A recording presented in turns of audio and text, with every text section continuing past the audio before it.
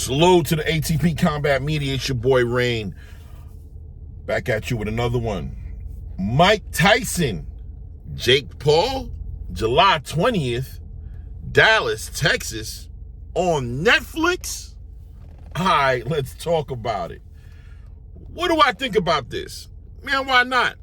Listen, guys. A friend of mine the other day said, you know what, Jake Paul, it was actually my stepson, but he's grown. You know what I'm saying? He's like 27 years old, so I say a friend of mine, but you know what I mean? He's a friend of mine, right? Shout out to Marcus.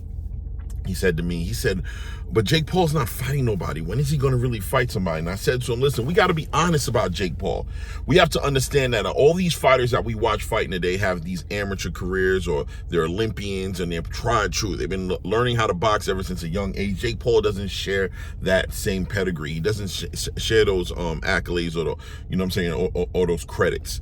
At the end of the day, this is a guy who's mainly a social media influencer. We got to remember that and understand that he has no amateur background. And what we're watching a lot of times with Jake Paul in the rings, we're watching a lot of amateurish fighters as far as who he's fighting against, and we're seeing him get the highest level of training, and he's making waste of these guys. So what do we expect Jake Paul to do? Do we think Jake Paul's ever going to jump inside the ring with Canelo Alvarez? Or, you never know nowadays, right? But we don't expect him to do well against these fighters who are just who've been conditioned and sculpted into who they are right now by having just a lot of experience and being war tested constantly to become who they are. Jake Paul is he's a huge influencer on the social media space. Any fight he does is going to garner some money, garner some attention. So we're watching this man develop from nothing into something right now. We can't expect him, and I doubt we'll ever really see him in a ring with and think about this at the same time, the big fighters that we want to see him fight again, because everybody, let's be honest, in the boxing space, people just want to see Jake Paul get his head split finally, to teach him a lesson, to stay in his lane, that you're not just going to come out of nowhere, come up in here and beat somebody who's dedicated their whole life to the sport.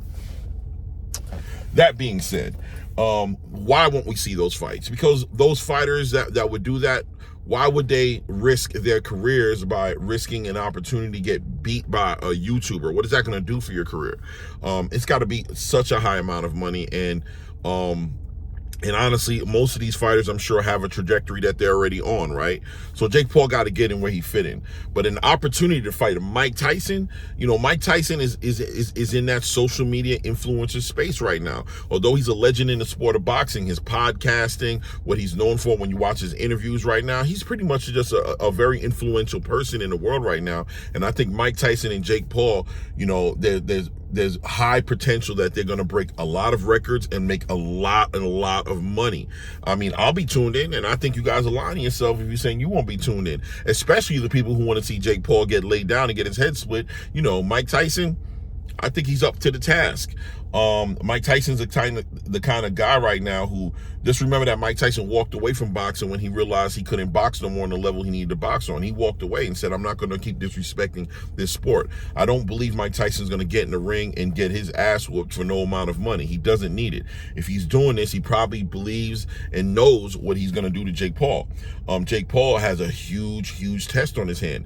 Last time Mike Tyson fought was against Roy Jones, and Roy Jones said, listen, man, that man still got it. He still hit hard. You saw how Roy Jones, who's actually an active boxer in comparison to Mike Tyson, was on his bicycle in that fight. He had plans on really putting some hands on Mike, but as soon as Mike put some hands on him, he realized that the tides had to change and he needed to get away from Mike Tyson before he became a meme, right? So Jake Paul has a lot on his hands. I'm not sure what weight class the fight's going to be at. I'm sure it's going to be somewhere closer to 200 pound weight mark. Can Mike Tyson make that? He's Mike Tyson, man. He knows how to cut weight. He's a veteran in this. He understands this boxing game better than most of the analysts in the game nowadays. He has a real understanding of that warrior mentality and the sacrifices and the commitment and the discipline needed to be put into place in order to compete on a high level. And I believe he's going to step up to that. Jake Paul has an opportunity to show that, listen, man, I'm not just a hype train. I might not be the boxer in the world, but listen, if he's trying to make an argument to get a fight with Canelo Alvarez, number one, this is going to pump his value straight through the roof.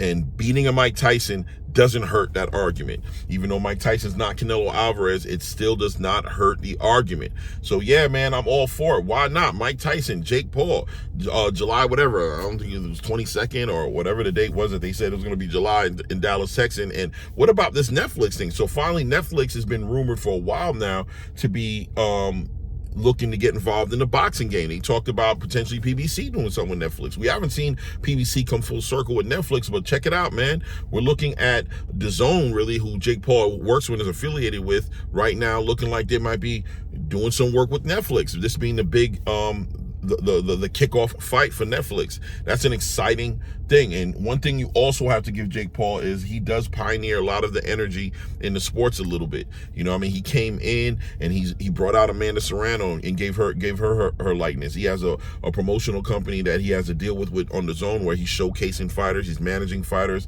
helping fighters. You know, Puerto Rico loves it. He's like a Puerto Rican now, right? He's like a Puerto Rican now. Everybody loves him.